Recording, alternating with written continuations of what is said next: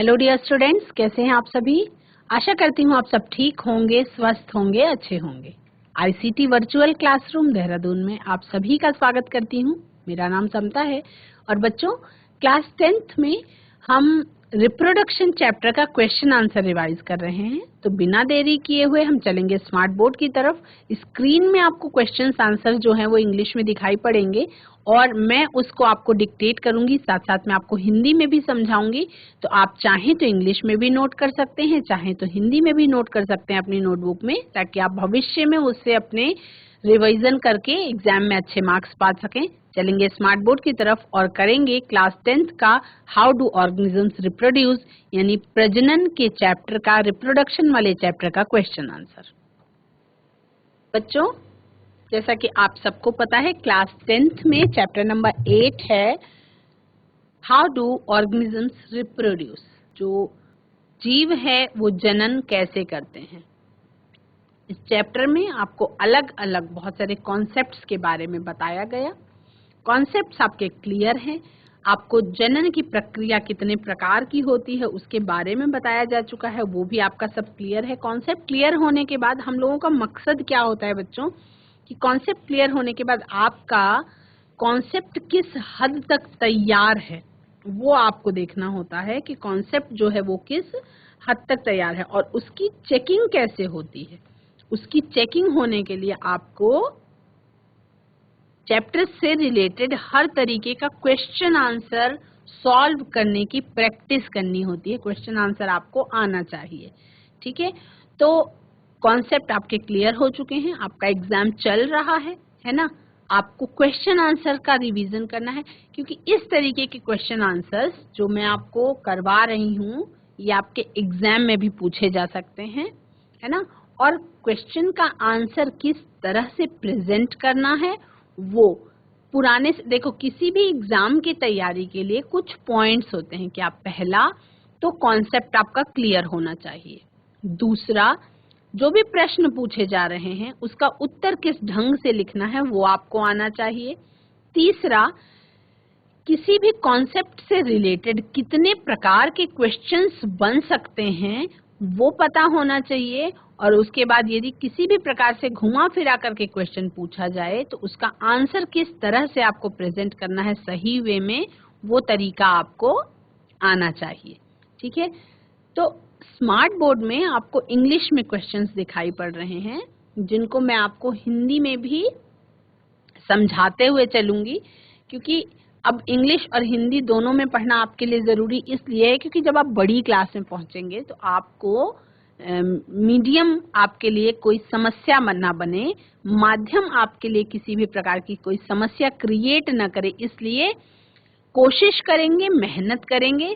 Science के बच्चों से ये आशा की जाती है कि वो इस तरीके के छोटे छोटे बदलावों को एक्सेप्ट कर सकें। तो इसलिए बिना किसी तनाव के, बिना किसी टेंशन के हम रिवीजन कर रहे हैं। जैसे कि आपका क्वेश्चन ऊपर देख रहे हैं आप, list the parts of human male reproductive system which contribute fluid to the semen, state two advantages semen offers to the sperm. Answer इसका, उसके बाद name the 2 types of germ cells present in human beings. जब आप किताब को पढ़ते हैं तो आपको ये चीजें लिखी हुई नहीं मिलती हैं बच्चों, पर एग्जाम में आ सकती हैं, है ना। क्यों केवल किताब पढ़ के ही बच्चा पास नहीं हो जाता, क्यों किसी किताब को पढ़ के समझाने के लिए किसी टीचर की जरूरत होती है, क्योंकि टीचर क्या करता है, कॉन्सेप्ट को इलेबोरेट करके आपको उसकी व्याख्या कर देता है, उसको एक्सप्लेन कर देता है और चीजें आपको अच्छे से समझ में आ जाती हैं। तो अब हम जो 3 मार्क्स में पूछे जा सकते हैं question, short answer type questions जो होते हैं उनके बारे में बात करेंगे। क्वेश्चन यदि पूछा जाए व्हाट इज फर्टिलाइजेशन, यानी कि निषेचन क्या है, distinguish between external fertilisation and internal fertilisation, यानी बाह्य निषेचन और आंतरिक निषेचन के बीच में अंतर बताइए। और सेकंड पार्ट है what is the site of fertilisation in human beings, यानी कि मनुष्यों में निषेचन का जो स्थान है वो क्या है। आंसर में लिखेंगे Fertilization is defined as the fusion of a male gamete, that is sperm, with a female gamete, that is ovum or egg, to form a zygote during sexual reproduction. यानी कि इसी लाइन को यदि समझें, लैंगिक जनन की प्रक्रिया के दौरान निषेचन को कैसे व्याख्या की गई है। निषेचन का तात्पर्य ये है कि लैंगिक जनन की प्रक्रिया के दौरान नर युग्मक का मादा युग्मक के साथ मिलना ही क्या कहलाता है, निषेचन की प्रक्रिया कहलाती है। यानी कि युग्मनज के निर्माण की प्रक्रिया, नर युग्मक और मादा युग्मक के मिलने से युग्मनज के निर्माण की प्रक्रिया क्या कहलाती है, फर्टिलाइजेशन या निषेचन कहलाती है। आप सबको पता है कि लैंगिक जनन की प्रक्रिया के दौरान मेल गैमीट जो मनुष्यों में शुक्राणु के नाम से जाना जाता है और फीमेल गैमीट जो अंडाणु के नाम से जाना जाता है, तो उन दोनों का मिलना जो है वो क्या कहलाता है, वो कहलाता है निषेचन की प्रक्रिया। और उसके बाद क्या चीज बन जाती है, जाइगोट का डेवलपमेंट हो जाता है। यानी कि नर युग्मक और मादा युग्मक के मिलने से युग्मनज का निर्माण हो जाता है, या मेल गैमीट और फीमेल गैमीट या स्पर्म और ओवम के मिलने से जाइगोट का निर्माण हो जाता है। ठीक है, तो ये आपको जानना है कि एक्सटर्नल फर्टिलाइजेशन क्या होता है और इंटरनल फर्टिलाइजेशन क्या होता है। देखो, एक्सटर्नल फर्टिलाइजेशन का मतलब है बच्चों कि जो निषेचन की प्रक्रिया हो रही है वो शरीर के अंदर ना होकर के शरीर के बाहर हो रही है। और इंटरनल फर्टिलाइजेशन का मतलब है, देखो पहले किसी भी चीज को समझने के लिए आपको शब्द से ही काफी चीजें समझ में आ जाती हैं। जैसे एक्सटर्नल का मतलब बाहरी, इंटरनल का मतलब आंतरिक, तो फर्टिलाइजेशन का मतलब निषेचन। तो यानी कि शरीर से बाहर होने वाला निषेचन एक्सटर्नल फर्टिलाइजेशन कहलाता है और शरीर के अंदर होने वाली निषेचन की प्रक्रिया इंटरनल फर्टिलाइजेशन कहलाती है। तो यदि हम एक्सटर्नल और इंटरनल फर्टिलाइजेशन की बात करें, तो यदि हम उसको एक टेबुलर फॉर्म में लेकर के आए तो दो भागों में हम लिखेंगे। लेफ्ट हैंड साइड पे लिखेंगे एक्सटर्नल फर्टिलाइजेशन और राइट हैंड साइड पे हम लिखेंगे इंटरनल फर्टिलाइजेशन। और उसके बाद अब देखेंगे कि एक्सटर्नल फर्टिलाइजेशन में भी हमें पॉइंट्स लिखने हैं। तो क्या लिखेंगे, the fusion of male gamete जिसको हम क्या कहते हैं स्पर्म एंड फीमेल गैमीट जिसको हम कहते हैं ovum occurs outside the body. यानी कि फीमेल गैमीट और मेल गैमीट दोनों फीमेल और मेल के द्वारा शरीर के बाहर छोड़ दिए जाते हैं और उसके बाद both individuals discharge their gametes outside the body. ये क्या करते हैं, ये अपने युग्मकों को अपने शरीर से बाहर छोड़ देते हैं। डेवलपमेंट कहाँ होता है, development occurs outside the body. और जो विकास की प्रक्रिया है वो शरीर के बाहर की तरफ पाई जाती है। जो विकास की प्रक्रिया है वो कहाँ होती है, वो शरीर के बाहर की तरफ होती है। और उसका एग्जाम्पल है बच्चों फ्रॉग यानी कि मेढक। उसका एग्जाम्पल है फ्रॉग यानी कि मेढक। अब हम बात करें यदि आंतरिक निषेचन की प्रक्रिया की, तो आंतरिक निषेचन की प्रक्रिया किन किन में होती है, इसमें क्या होता है, the fusion of gametes occurs inside the body. यानी कि युग्मकों का मिलना, युग्मकों का फ्यूजन, ये प्रक्रिया जो है वो शरीर के अंदर होती है। और only the male discharges sperms into female genital tract. यानी कि इस प्रक्रिया में मेल के द्वारा स्पर्म्स का डिस्चार्ज किया जाता है। कहाँ पे, फीमेल जेनाइटल ट्रैक्ट में। ठीक है, और उसके बाद फीमेल जेनाइटल ट्रैक्ट के अंदर ही फर्टिलाइजेशन की प्रक्रिया हो पाती है। Development occurs inside the body. आप सबको पता है कि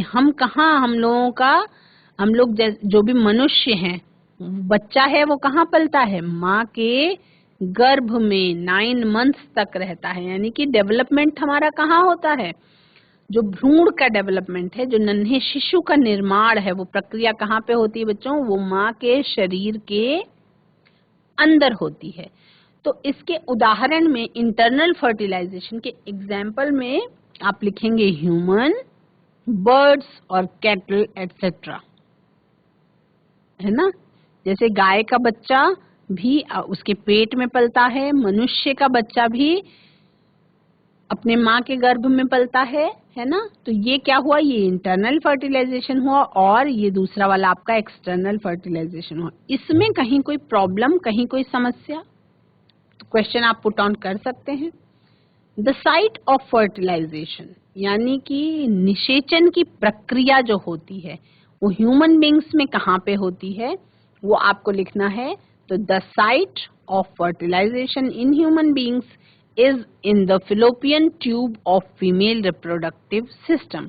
यानी कि आप सबको पता है कि जब हमने मादा जनन अंगों की बात करी थी तो आप सबको पता है कि फीमेल के पास एक जोड़ी ओवरी होती है और ओवरी में किसका निर्माण होता है? एग का निर्माण होता है और उससे जुड़ी हुई फिलोपियन ट्यूब्स होती हैं जो राइट और लेफ्ट साइड में एक एक ओवरी होती है, उससे जुड़ी हुई फिलोपियन ट्यूब होती है और वो गर्भाशय को ओवरी से जोड़ने का काम करती है। तो फर्टिलाइजेशन की जो प्रोसेस है, निषेचन की जो प्रक्रिया है, जहाँ पे ओवम और स्पर्म आपस में मिलते हैं, तो वो जो जगह है जहां पर ये फर्टिलाइजेशन होता है वो जगह आपका फिलोपियन ट्यूब कहलाता है। क्या कहलाता है? फिलोपियन ट्यूब कहलाता। कभी कभी फिलोपियन ट्यूब में कुछ प्रॉब्लम होने पर, जैसे किसी भी कपल को अगर बच्चा नहीं होता तो उसका रीजन जो है ये होता है कि फिलोपियन ट्यूब में कहीं ना कहीं कोई ना कोई प्रॉब्लम होती है।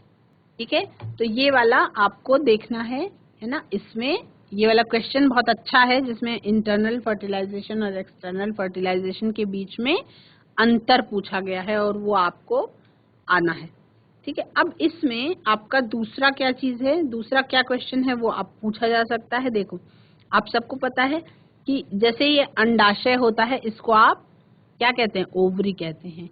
फेलोपियन ट्यूब को हम डिंब वाहिनी भी कह सकते हैं। फिलोपियन ट्यूब को हम क्या कहते हैं? डिंब वाहिनी। फिलोपियन ट्यूब को हम क्या कहते हैं? डिंब वाहिनी कहते हैं, या उसको ओवेरियन डक्ट भी कहते हैं। जो ओवम को लेकर के जाती है वो ओवेरियन डक्ट भी कहलाती है। इसको अंडवाहिका भी कह सकते हैं, है ना। तो डिफाइन द टर्म्स यूनिसेक्सुअल, ये चैप्टर से रिलेटेड सभी क्वेश्चन आंसर्स का रिवीजन इसमें आपको करवा दिया जाएगा, जो आपके एग्जाम में इसी तरीके के क्वेश्चन आंसर्स पूछे जाते हैं बच्चों। किताब में जो लिखा है एज इट इज नहीं पूछा जाता, हमेशा थोड़ा या थोड़ा क्या होता है उसमें अंतर होता है। तो यदि क्वेश्चन पूछा जाए define the terms unisexual and bisexual giving one example of each, तो आंसर में क्या लिखेंगे? Unisexual is the plant whose flowers contain either stamens or carpels but not both। एक लिंगी पौधा ऐसा होता है जिसके फूल जो होते हैं वो या तो स्टेमेन का निर्माण करते हैं या उसके अंदर कार्पल्स का निर्माण होता है, लेकिन दोनों एक ही फूल पर नहीं होते हैं। वो एक लिंगी पुष्प कहलाते हैं। एक लिंगी पुष्प क्या होते हैं? ऐसे पौधे जिनके फूलों पर या तो पौधे का नर जननांग प्रेजेंट होता है या पौधे का मादा जननांग प्रेजेंट होता है, वो एक लिंगी पुष्प कहलाता है। जिसका सबसे अच्छा एग्जाम्पल है पपाया, जिसको आप पपीता के नाम से जानते हैं, या तरबूज जिसे हम वाटरमेलन के नाम से जानते हैं।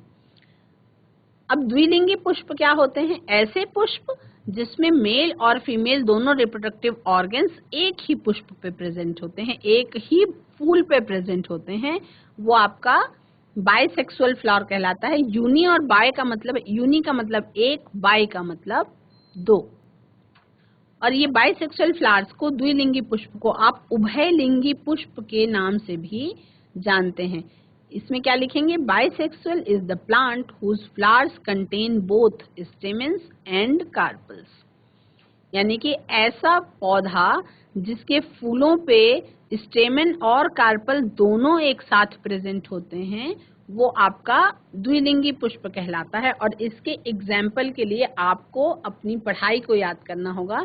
आपको जब पौधों के पुष्प के भाग के बारे में बताया गया था, तो आपको अलग अलग करके आपको सरसों के फूल के बारे में पढ़ाया जा चुका है, आपको गुड़हल के फूल के बारे में पढ़ाया जा चुका है। तो इसमें क्या होते हैं, एक ही फूल पे स्टेमन भी प्रेजेंट होता है और उसी फूल पे कार्पल्स भी प्रेजेंट होते हैं। तो एग्जाम्पल में हम लिखेंगे हिबिस्कस और मस्टर्ड, यानी कि गुड़हल और सरसों। नेक्स्ट क्वेश्चन देखते हैं। Differentiate between self pollination and cross pollination, describe double fertilisation in plants. यानी कि परागण की प्रक्रिया के बारे में क्वेश्चन पूछा जा रहा है कि स्वपरागण और परपरागण में क्या अंतर है। तो आपको बहुत सारे पॉइंट्स मैं दिखा रही हूँ, आपको जरूरत के अनुसार जितना एग्जाम में पूछा जाए उतने पॉइंट्स ही लिखने होंगे। सेल्फ पॉलिनेशन यानी कि स्वपरागण, और क्रॉस पॉलिनेशन यानी कि जिसे हम कहते हैं परपरागण। स्वपरागण क्या होता है? Self pollination occurs within a flower और between two flowers of the same plants. Self pollination क्या होता है? स्वपरागण की प्रक्रिया वो है जो एक ही फूल में नर जननांग से नर युग्मक का निकल करके मादा जननांग से मादा युग्मक के साथ मिल करके निषेचन की प्रक्रिया होने के बाद अगर इस तरीके से परागण की प्रक्रिया हो रही है जिसमें एक फूल पर ही वो प्रोसेस हो जा रही है, तो क्या कहलाएगी?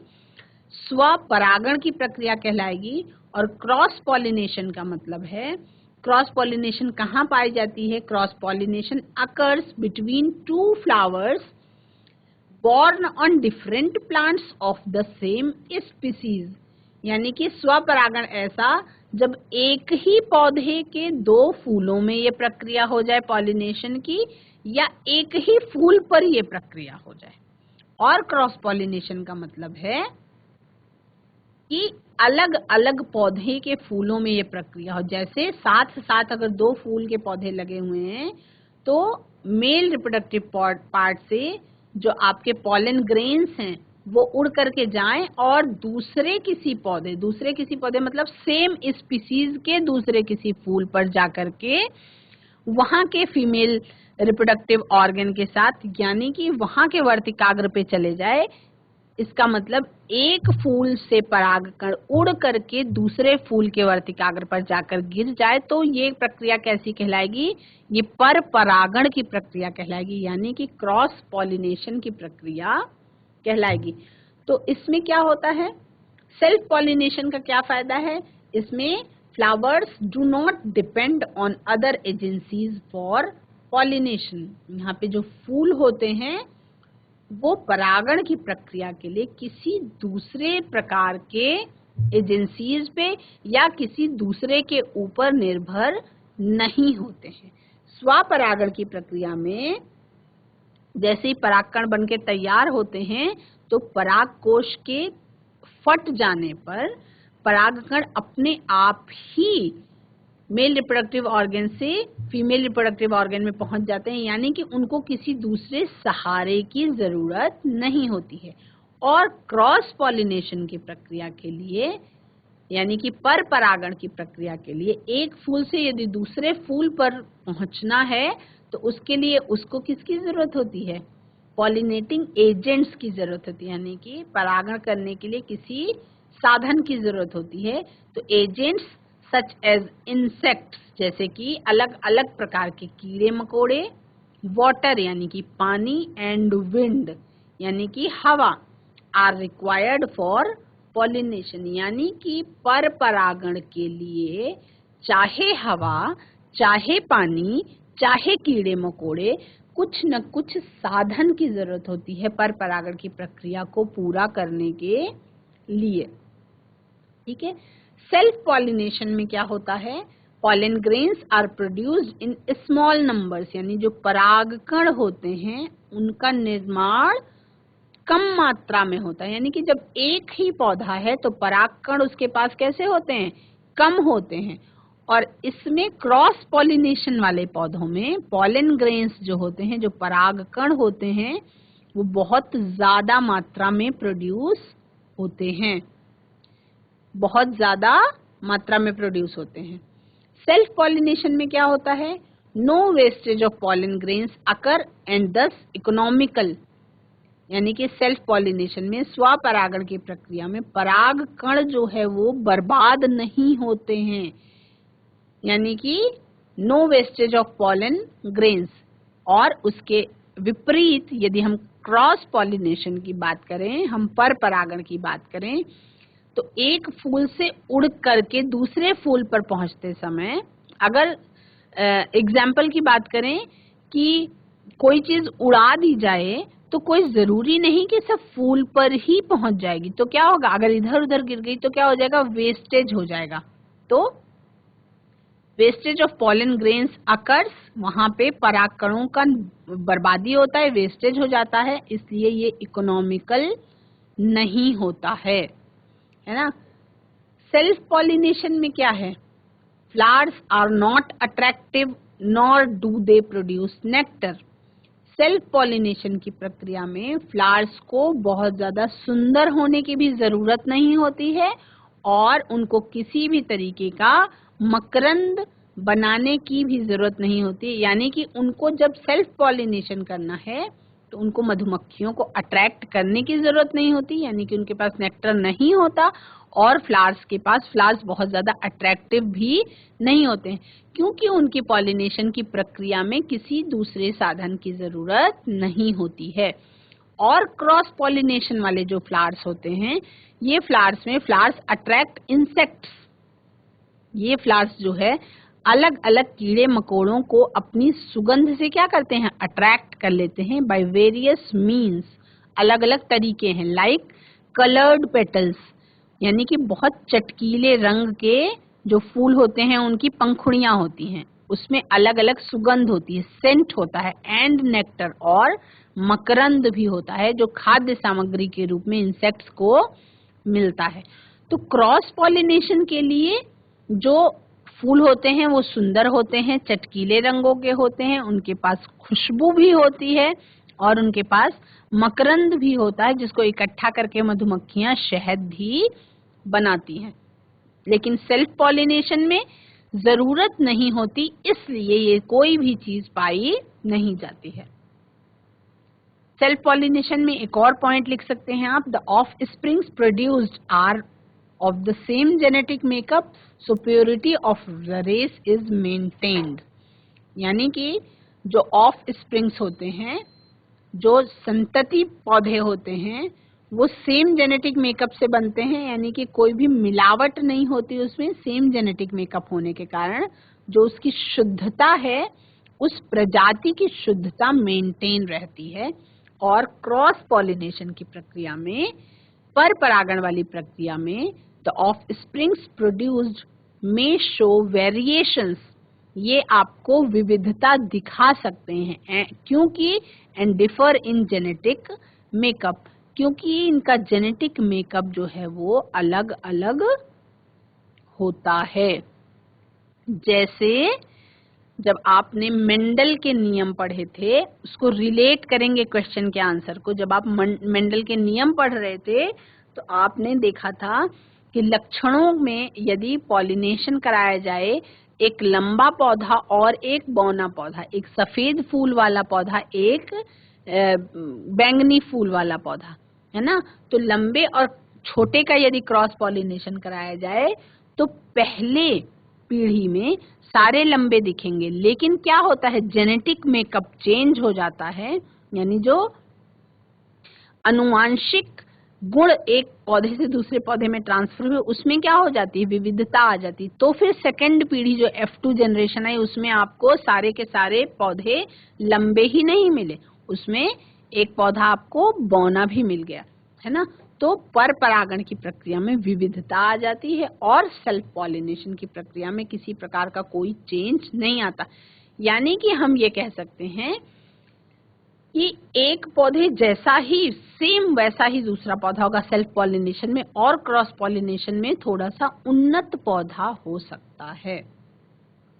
ठीक है, तो प्लांट्स में फर्टिलाइजेशन की प्रक्रिया के दौरान कौन कौन से इवेंट्स, कौन कौन सी प्रक्रियाएं होती हैं, उसके बारे में आपको आंसर में लिखना है। तो लिखेंगे during fertilisation in plants the following events take place, यानी कि पौधों में निषेचन की प्रक्रिया के दौरान निम्नलिखित प्रक्रियाएं होती हैं। Number 1, one of the male gamete fuses with the female gamete present in the embryo sac, यानी कि भ्रूण कोश के अंदर जो मेल गैमीट है वो फीमेल गैमीट के साथ क्या करता है, फ्यूजन करता है या मिलते हैं। The other male gamete fuses with the two polar nuclei in the embryo sac, और उसके बाद जो दूसरा मेल गैमीट होता है, नर युग्मक होता है, वो दो ध्रुवीय न्यूक्लियाई जो एम्ब्रियो सैक में प्रेजेंट होते हैं उनके साथ मिलता है। The first fusion product gives rise to the zygote while the second one forms the endosperm। तो पहला जो फ्यूजन होता है जिसमें मेल और फीमेल गैमीट आपस में मिलते हैं एम्ब्रियो सैक में, उससे क्या बनता है, जाइगोट यानी भ्रूण का निर्माण होता है। लेकिन जो दूसरा सेकेंड वन जो मिलता है मेल गैमीट किसके साथ, टू पोलर न्यूक्लियाई के साथ एम्ब्रियो सैक में, वो एंडोस्पर्म का फॉर्मेशन करता है। The process of two fusions occurring in the embryo sac is called double fertilisation, यानी कि जो एक ही संतति के लिए टू फ्यूजन, जो 2 बार निषेचन की प्रक्रिया होती है, पॉइंट से ही समझने की कोशिश करेंगे। यदि द्विनिषेचन के बारे में पूछ रहा है, इसका मतलब वो जानना चाह रहा है कि 2 निषेचन कहाँ कहाँ होता है। तो एक आपका नर युग्मक का मादा युग्मक के साथ मिलने में पहला फ्यूजन हुआ, और दूसरा फ्यूजन आपका एक नर युग्मक का ध्रुवीय केंद्रकों से मिलने का, पोलार न्यूक्लियाई से मिलने का जो हुआ, तो 2 बार निषेचन हुआ है ना। तो इसको हम द्विनिषेचन या डबल फर्टिलाइजेशन के नाम से जानते हैं, जहां पे निषेचन की प्रक्रिया में 2 बार निषेचन की प्रक्रिया हुई। तो ये क्या कहलाता है आपका, ये डबल फर्टिलाइजेशन या द्विनिषेचन की प्रक्रिया कहलाता है। ये क्या कहलाता है आपका, डबल फर्टिलाइजेशन या द्विनिषेचन की प्रक्रिया कहलाता है। ठीक है, तो आपको एक लिंगी पुष्प के बारे में पता चल गया, बताया जा चुका है पहले। आपको उभयलिंगी पुष्प के बारे में पता चल गया, यानी कि द्विलिंगी पुष्प के बारे में पता चल गया है। ठीक है, आपको मेल रिप्रोडक्टिव ऑर्गन और फीमेल रिप्रोडक्टिव ऑर्गन, इन दोनों चीजों के बारे में पता चल चुका है। आपके उसमें सेल्फ पॉलिनेशन यानी कि स्वपरागण और परपरागण की प्रक्रिया के बारे में भी बताया गया है आपको, और आपको किस तरीके से निषेचन की प्रक्रिया होती है किसी भी पौधे में, वो भी आपको बताया गया है कि परागकण जब उपयुक्त वर्तिकाग्र पर पहुंच जाते हैं तो मेल गैमीट जो है नर युग्मक, वो अंडाशय में प्रेजेंट जो फीमेल गैमीट होता है उस तक उसको पहुंचना होता है। उसके लिए पराग नलिका का यूज होता है। पराग कण जो होते हैं उसी से पराग नलिका विकसित होती है। पराग कण ही एक ट्यूब जैसी संरचना को डेवलप कर लेते हैं और उसको हम क्या कहते हैं, पराग नलिका कहते हैं। तो मेल गैमीट पराग कण के अंदर से उस नलिका के द्वारा होते हुए फीमेल गैमीट तक पहुंच जाता है। इस बात को बिल्कुल समझने की कोशिश करेंगे। और जब वहां पे पहुंच जाता है तो जाइगोट में अलग अलग सेल डिवीजन होते हैं, बहुत सारे विभाजन होते हैं, और जो बीजांड है वो क्या होता है, डेवलप हो जाता है एम्ब्रियो में। ठीक है, अब बीजांड से क्या होता है, उस पे कठोर, बहुत टफ एक कवरिंग डेवलप हो जाती है, और जो बीजांड है वो बीज में बदल जाता है। जो बीजांड है वो किस में बदल जाता है, वो बीज में बदल जाता है, और जो अंडाशय होता है वही मैच्योर होकर के क्या बनाता है, फल बनाता है। जो फ्रूट फ्रूट कैसे बनता है, तो फ्रूट जो है वो अंडाशय से बनता है। और इस समय के बीच में जो पेटल्स होते हैं, जो सेपल्स होते हैं, जो स्टेमन होता है, जो कार्पल होती है, वो सारे मुरझा करके गिर जाते हैं क्योंकि उनकी जरूरत उस समय खत्म हो जाती है ना। तो ये अलग अलग कुछ क्वेश्चंस हैं। जैसे आपको अंकुरण की प्रोसेस जब आपने करी होगी, जिसमें आपने चने के बीजों को रात में पानी में भिगाया, गीले कपड़े से ढककर रखा, तो आपने देखा कि उसमें अंकुरित होने लगते हैं। यदि आपको पूरा उस जड़ को, यानी उस चने के दोनों बीजों को अगर अलग करके देखेंगे थोड़े दिन के बाद, तो उसमें आपको जड़ निकलने वाला अलग प्ररोह भी दिखाई पड़ेगा, प्रांकुर और आपका मूलांकुर अलग अलग दिखाई पड़ेगा। तो साइंस जो सब्जेक्ट है बच्चों, वो केवल रटने का नहीं है, करके समझने का है, लर्निंग बाय डूइंग की प्रोसेस है। इसीलिए ये आपका प्रैक्टिकल सब्जेक्ट है और इसीलिए प्रैक्टिकल करवाया भी जाता है। और नहीं भी करवाया जाता तो उसको आप घर पे प्रैक्टिकल इजीली, बहुत सारे प्रैक्टिकल ऐसे हैं जिनको एकदम अच्छे से समझने के लिए आप उसको घर पर भी कर सकते हैं। तो आपको द्विनिषेचन की प्रक्रिया समझ में आ गई, आपको स्वपरागण और परपरागण की प्रक्रिया आपने पहले से समझ रखी है, आपने क्वेश्चन में कौन कौन से पॉइंट्स को नोट डाउन करना है वो आपने देखा। अब नेक्स्ट हम देखते हैं जो आपके illustrate the following with the help of suitable diagrams. इसमें डायग्राम आपके थ्रू आपको दिखाना है। रीजेनरेशन इन प्लेनेरिया और बडिंग इन हाइड्रा, यानी कि जो अलैंगिक जनन की प्रक्रिया है उसके बारे में आपसे पूछा गया है और आपको सचित्र बताना है। तो ये आप देख रहे हैं स्क्रीन पे बच्चों, केवल चित्र के माध्यम से पूछा गया है, तो इसलिए आप केवल चित्र के माध्यम से इसको शो कर सकते हैं। लेकिन मुझे ऐसे लगता है कि यदि आप इसमें लेवलिंग भी कर दें या थोड़ा सा लिख भी दें तो कोई बुरी बात नहीं होगी। यदि क्वेश्चन 2 या 3 नंबर में पूछा जाए तो आप डायग्राम के साथ साथ थोड़ा सा लेवलिंग करना बिल्कुल नहीं भूलेंगे। और यदि आपका क्वेश्चन केवल 1 नंबर में पूछा जाता है तो डायग्रामेटिक व्यू में कभी 1 नंबर में पूछा नहीं जाएगा, आपका 2 या 3 नंबर में ही पूछा जा सकता है। तो इसमें इस तरह से आप डायग्राम बना के शो कर सकते हैं। और यहाँ पे रीजेनरेशन इन प्लेनेरिया, ये आपने हेडिंग डाली और डायग्राम बनाया पूरा। तो इसके बारे में हम अगले सेशन में समझ लेंगे। डायग्राम्स को आप एक बार देख सकते हैं, अच्छे से प्रैक्टिस कर सकते हैं। बच्चों, आज की क्लास में रिप्रोडक्शन यानी प्रजनन के चैप्टर से संबंधित बहुत सारे परीक्षापयोगी प्रश्न उत्तर आपने चर्चा करी और आशा करती हूँ कि आपको क्वेश्चन समझ में आ गए होंगे। आज की क्लास में इतना ही। अगले सेशन में हम पुनरुद्भवन और मुकुलन की प्रक्रिया के बारे में, जो आपको डायग्राम दिखाया था मैंने, उसके बारे में हम चर्चा करेंगे। That's all for today. Have a nice day. Take care.